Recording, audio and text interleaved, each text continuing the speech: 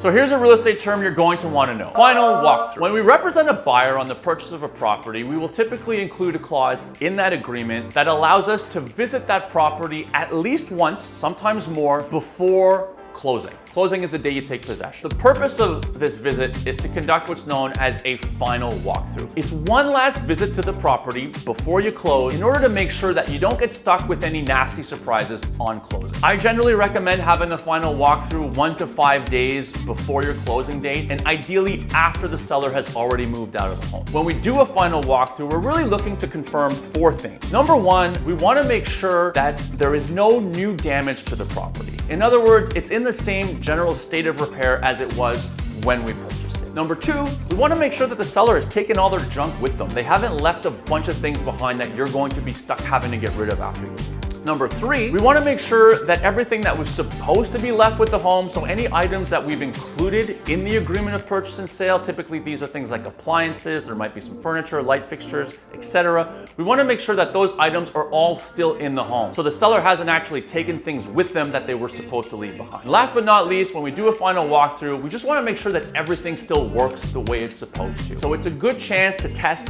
the AC, test the furnace, test your washer, your dryer, your dishwasher, etc., just to make sure that everything works. When we identify issues during a final walkthrough, we have a much greater chance of having those issues resolved because the sale hasn't closed yet. The money hasn't changed hands from the buyer to the seller. So as buyers, we have a lot more leverage. If you wait until after the sale is closed and you find an issue, you're typically going to go through way more hurdles to have those issues resolved. And more often than not, in my experience, you're just going to be out of luck. So that's why we do a final walkthrough. If there are any other real estate terms that you're curious about, be sure to leave me a comment and don't forget to like and follow.